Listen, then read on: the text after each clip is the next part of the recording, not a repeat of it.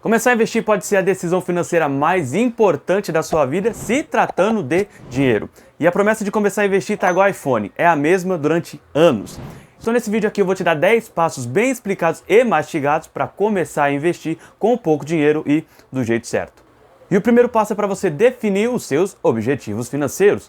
Antes de começar a investir, é importante saber o porquê você está investindo e quais são os seus objetivos financeiros. Se você está investindo para um fundo de emergência, aposentadoria, educação dos filhos ou deseja aumentar ou alavancar seu patrimônio gerando renda através de aluguéis dos imóveis e dividendos das empresas. Ter essa meta clara vai ajudar você mesmo a se manter no horizonte fixo e focado dos seus objetivos. E esse primeiro passo não pode ser pulado por motivos muito simples. Se você não sabe por que você está investindo, provavelmente não deveria estar investindo. E a primeira coisa do seu objetivo, e não tem discussão, é formar a reserva de emergência. Aqui a gente vai entrar um pouco nas finanças pessoais. Cara, não tem jeito. Vai dar merda, merda acontece, vai precisar de grana para resolver problema no curto prazo. Antes de você investir no longo prazo, você vai precisar ter o dinheiro de curto prazo. Se você é um funcionário CLT, pode ter uma reserva de 6 meses. Se você é um autônomo ou um microempresário, de 12 meses, ou seja, um ano. Para o CLT, você vai calcular o seu custo de vida mensal, ou seja, todas as suas contas, mais os lazeres que você tem, o que é o seu padrão de vida. Vai multiplicar esse valor por 6, que é a quantidade de meses da proteção da reserva, e vai alocar esse dinheiro em um lugar seguro, com liquidez alta, que nos próximos vídeos você vai saber. Já para o profissional autônomo, ele vai pegar a média do seu faturamento, ou seja, ele vai pegar todo o seu faturamento dentro de um ano, vai dividir por 12 e o valor final vai multiplicar pela quantidade de meses que você quer ter a proteção da reserva, que eu sugiro 12 meses, porque todo o setor tem crise e independente do produto que você vende ou do serviço que você presta, o setor pode e vai ter crises. Por esse motivo, a proteção da reserva de um autônomo é de 12 meses, porque ele tem mais riscos e o seu ganho é variável. E o primeiro passo para todo mundo é reserva de emergência. O microempreendedor ou autônomo, ele tem um risco maior por lidar com vendas e o ramo empresarial. Passo número 2, cuide do seu orçamento. Se você for um assalariado, fica muito mais fácil por ter uma renda mensal garantida. Só que eu preciso que você troque a ordem. É aí que você vai surtar um pouco comigo, porque em vez de você pagar as contas e investir um pouco do que sobra, eu quero que você invirta isso. Invista primeiro e pague as despesas depois. Ah, Vitor, mas tem muita diferença? Tem muita diferença em questão de comportamento. Só faz, não precisa me agradecer depois, só faz, troca esse hábito. Em vez de você pagar as contas e investir, primeiro você investe e depois você paga a conta. Outro ponto de você cuidar do seu orçamento é dívida. E entrando no quesito emocional, dívida te deixa mal, te tira o sono, tira o seu prazer de sair para algum lugar com algumas pessoas que você gosta e saber que está gastando mais do que pode ou está gastando um dinheiro que você não poderia gastar. Não tem nada mais satisfatório do que sair com as pessoas que você gosta e não se preocupar com o dinheiro, no sentido de ter dívidas na cabeça. Então eu quero que você aprenda a diferença entre controlar o seu dinheiro e se preocupar com o dinheiro. Controlar é saber para onde ele vai, entre investimento, conta, despesas, e se preocupar é se perguntar se você vai ter dinheiro para pagar a gasolina do carro, o jantar com a sua esposa, com a sua família ou o material da escola dos seus filhos. Por isso, controlar e saber onde ele está indo tem uma total diferença. Então, monta uma planilha só para você saber aonde seu dinheiro está indo. Não quer que você fique anotando gasto por gasto, porque isso não vai mudar absolutamente nada. Só saiba onde o seu dinheiro sai e de onde o seu dinheiro está entrando. Lance tudo numa planilha. Mas se você é a pessoa que já tem um certo dinheiro sobrando para investir, você tem duas opções. Tem gente que define uma X quantidade, por exemplo, R$500 por mês, mas tem gente que define uma porcentagem.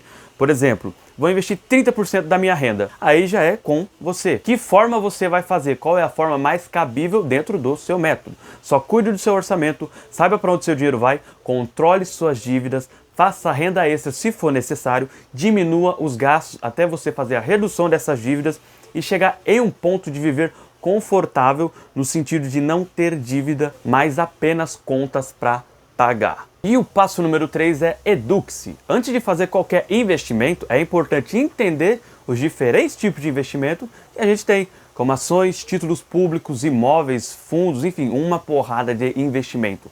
Então, leia livro, artigos, assista vídeo, Porque imagina só, você colocou sua grana em um fundo de investimento, de renda fixa. Você consegue me explicar o que é um fundo de investimento? O que é um come cotas? Então entenda dos investimentos que você faz. Tem gente que investe em ações e não sabe explicar o porquê virou sócio daquela empresa. Ou mesmo de investir em imóveis e não sabe por que alocou a grana no imóvel. Se você não sabe explicar por que comprou um ativo, provavelmente você não deveria ter comprado. Para você que quer começar a investir, agora o assunto já é mais prático. A primeira coisa que você vai fazer vai ser abrir conta em uma corretora de valores. Mas o que é essa famosa corretora de valores? Vamos lá. Quando você vai receber o seu salário, a empresa muitas vezes não vai dar o dinheiro na sua mão. Geralmente ela tem um intermediário, que é o banco que ela usa para realizar a folha do pagamento. Já com a corretora, quando você quer investir, ela te traz uma série de produtos. A corretora ela é a intermediária, ela te leva até os investimentos. E uma pergunta muito comum relacionada à corretora é: se a corretora quebrar? É uma pena, lógico, porém o seu investimento está atrelado ao seu CPF. A corretora é uma intermediária, então você pega todos os seus investimentos, faz uma transferência de custódia para uma outra corretora e todos os seus ativos, todo o seu dinheiro vai estar ali novamente, porque os seus investimentos estão sendo atrelados ao seu CPF. E atualmente nós temos corretoras como a Nuinvest, que é a antiga Isinvest, que foi comprada pela Nubank, a XP Investimentos, a Clear, a Rico, a BTG Pactual, a Modal Mais, a Toro Investimentos, Banco Inter, enfim, uma porrada de corretora. Então você mesmo vai fazer a sua análise, vai abrir conta, ver qual você se identifica mais, qual plataformas, os custos, a facilidade do aplicativo e não esqueça de avaliar também os custos das operações e qual a facilidade que você tem de manobrar dentro daquela plataforma. Já falando de banco, por que não é recomendado investir por meio de banco? Primeiro que vamos supor que você invista pelo Banco X. Não tenho nada contra o Banco X. Ela pode ser uma empresa incrível, sólida do setor bancário, com ótimos números e um retorno incrível. Porém, investir por meio de bancos, ele vai te dar uma opção pequena de investimento comparada à corretora, que você consegue ver várias opções de renda fixa, fundos de investimentos. Porém, investir em banco, via bolsa de valores, perfeito. Agora, investir seu dinheiro através do banco em forma de corretora já não é muito recomendado. Passo número 5, determine o seu perfil de investidor. Avalie os seus riscos. Nós temos geralmente 3 tipos de riscos se tratando do perfil de investidor. O investidor conservador, o moderado e o agressivo, também conhecido como investidor arrojado. Cada tipo de investidor tem seus produtos de investimento. O conservador, ele não suporta ver o patrimônio desvalorizar. O moderado até aguenta a volatilidade do mercado com um patrimônio mais pequeno em risco. Agora, o arrojado aguenta a volatilidade do mercado, assume risco na bolsa de valores, mas para você que não tem muito conhecimento de bolsa, existem estratégias bem conservadoras na bolsa de valores. É tudo questão de conhecimento. Mas assim que você abrir conta na sua corretora de valores, faça o teste do perfil de investidor e vê qual se encaixa melhor para você, respondendo as perguntas do Suitability. Sexto passo, tenha um método para investir. Deixando isso mais fácil, existem diversas filosofias de investimento. O que são as filosofias de investimento? Luiz Barsi, o maior investidor da pessoa física do Brasil, ele tem a filosofia de investimentos dele. Ele só investe em ações de boas empresas que paguem bons dividendos. Ou seja, ele vai seguir a filosofia dele. Então, na carteira dele não vai entrar ETF, fundo imobiliário, apenas ações, porque é a filosofia dele.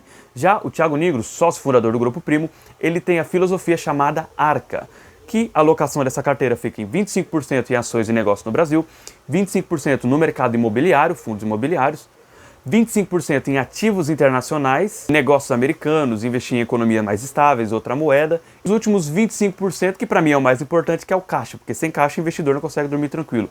De modo mais fácil, tem uma filosofia de investimento para você não sair comprando qualquer coisa sem sentido e sem um método, sem uma filosofia a ser seguida. Sétimo passo, comece a investir.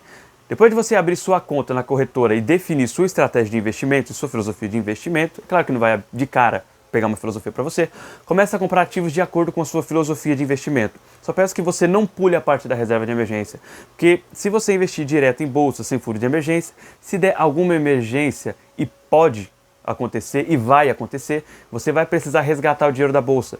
E provavelmente vai acontecer que no dia, na semana, mês, ano, a bolsa vai estar derretendo e você vai ficar no prejuízo por não ter aquela reserva de emergência formada e precisar tirar o dinheiro da bolsa.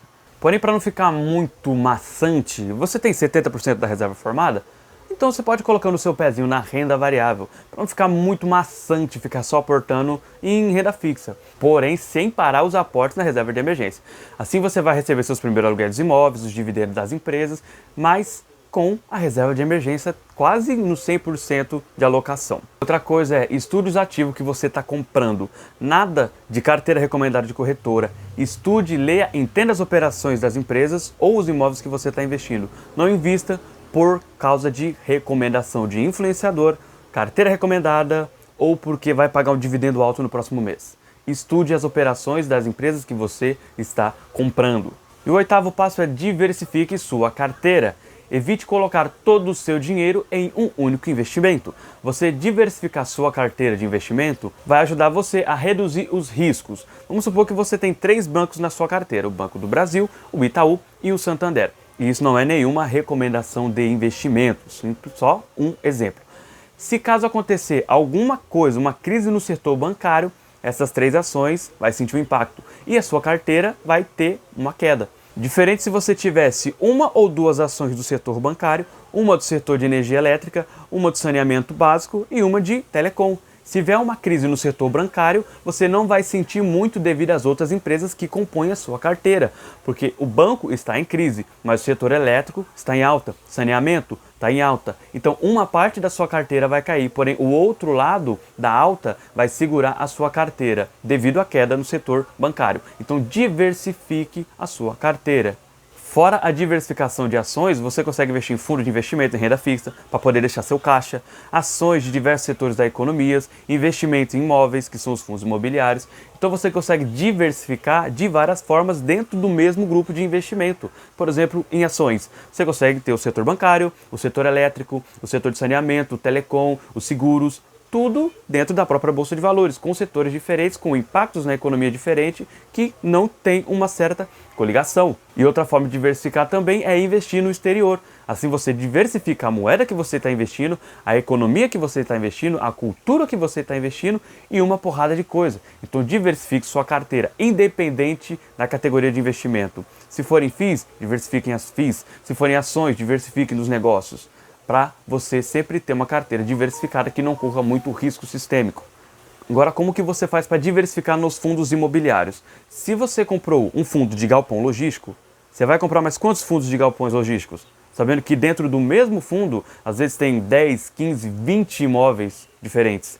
Ou seja, você comprou um fundo logístico que tem uma alocação em outros fundos.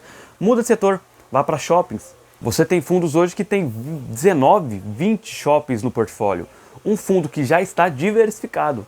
E depois, o setor industrial, lajes corporativas, que são prédios de alto nível, alta renda, fundos de fundos. Enfim, você também consegue diversificar dentro do mesmo grupo. Você consegue diversificar em ações, dentro só do próprio grupo de ações. Você consegue diversificar nos fundos de investimento, nos fundos imobiliários, nos BDRs, ou se você quiser abrir conta no exterior e investir por lá, você consegue diversificar dentro do mesmo grupo de investimento. E o 9º passo é para você cuidar da sua carteira. Quando eu falo para cuidar da sua carteira, eu falo para você acompanhar as notícias das empresas, a notícia da economia de fontes confiáveis e balancear a sua carteira. Mas o que significa balancear a sua carteira de investimento? Na sua estratégia, você queria ter 30% em ações, aí alguma empresa acabou valorizando muito e sua carteira chegou a uma proporção de 45% de alocação em ações, depois da valorização daquela companhia que você comprou. Você precisa balancear. E como que você faz isso? Você aporta em outros ativos que não sejam ações da sua carteira. É mais provável que você tenha uma classe mais baixa. Então vamos supor que você quer investir em fundos imobiliários, que na sua carteira deveria ter 30%. Mas aí com a valorização das ações para 45%, os FIIs caíram para 20%. Você vai ter que no próximo aporte aportar nos fundos imobiliários para voltar àquela alocação de recurso de 30%. E assim você vai sempre balanceando a sua carteira. Não precisa levar muito a risco a proporção de cada porcentagem na sua carteira, mas tem um certo controle sobre a sua carteira. Pelo menos 2 vezes ao ano, rebalancie e veja a sua carteira e o que está acontecendo nela. Leia os relatórios, notícias das empresas para você sempre estar informado e não ser pego de surpresa pelo mercado. O 10º passo é busque ajuda profissional. Essa dica é opcional, porém todo mundo que estuda consegue estudar até certo ponto, porque depois começa a estagnar e começa a ficar difícil. E a gente não sabe mais para onde a gente vai, para onde a gente estuda, o que a gente estuda, a sequência de estudo que a gente tem. Então, nesse caso, você pode fazer um treinamento, um curso, por exemplo, o curso do Thiago Nigro, do Bruno Perini, Natália Arcuri, Breno Perrucho, Charles, enfim, outros investidores que têm uma mentalidade diferente. Você pode ir conversar com assessores de investimentos, ir palestra, fazer curso, conversar com profissionais do mercado. E tudo isso vai te agregar como investidor e profissional. Esses caras são pessoas incríveis que conhecem do mercado há muitos anos, têm muita experiência para compartilhar e conhecimento sobre o mercado. Então, estagnou? Procura ajuda. Curso, treinamento, livro, mentoria, tudo que pode te alavancar mais para frente no mundo dos investimentos. E esses foram os 10 passos para você começar a investir. Se você gostou desse vídeo, não esquece de clicar no botão de gostei, se inscrever no canal, dar aquela porrada no sino de notificações e até o próximo vídeo.